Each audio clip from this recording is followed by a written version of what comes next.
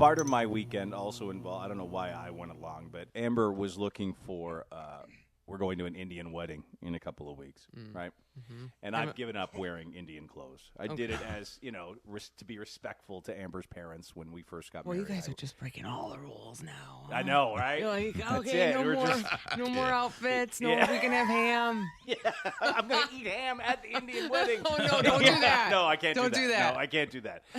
But Amber is getting an outfit. She needed a new outfit for this wedding we're going to. So we go to the store. They still treat it like they're in India. Oh. Meaning the price means nothing. Okay, you have to. So the you price have to barter. Yes. You guys, it is exhausting. And I don't understand. Like, I like going into a store saying, "Oh, that's $7.99. That's the price. Let's Perfect. take it. I got it. It's mine. Up Perfect. to the register, $7.99. There you go. We don't Good need day. to talk about anything. I like it. Let's bring it up. So as Amber's trying on stuff, I'm just sitting in a chair, right? I'm just doing the guy thing. I'm sitting in a chair, and I watch. There's these two women with their kids. They come in. They had been in this store before we got there. They had been trying on outfits because I saw them coming out of the changing room and stuff. They go up to the guy, and he's like, "Okay, this is $250. This is $30. This is $20." She's like, "I'll give you $50." Like the total was like $300 and something. She offered him $50. Oh my god! And he's like, "You insult me." Oh no! Now it's a thing. Now it's a thing, and I'm like, "Oh damn! I've got a front row seat for this." You guys, they went back and forth. She went to 60. He's like, "You still suck." She went to 75. Finally, she's like, 100 final offer, and he's like, "Get out of my store. Get out." Wow. She got thrown out. She got thrown no dress. out. No, they spent like an hour picking stuff out. Oh man, this culture's rough. I don't get it. I don't get it. And then they either. left, and I'm like, "What? You wasted all that time? Like, how much did you think?" You have to go down. You can go down a little bit, right? Yeah. And so Amber did. She knows I can't do that. Like, if something has to be bartered, I send in Amber because I can't do it. No, I can't do it. I'm with you, Dave.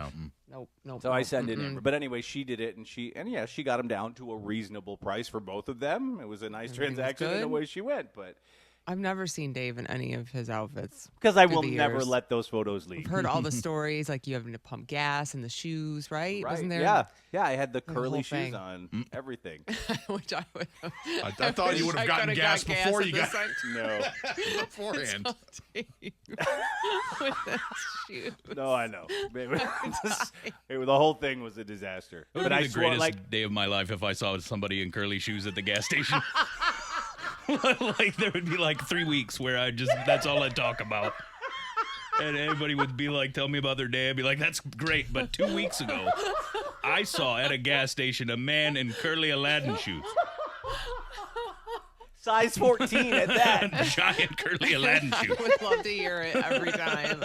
Like, please tell me again about it. 2.5 weeks ago, you won't believe what I saw.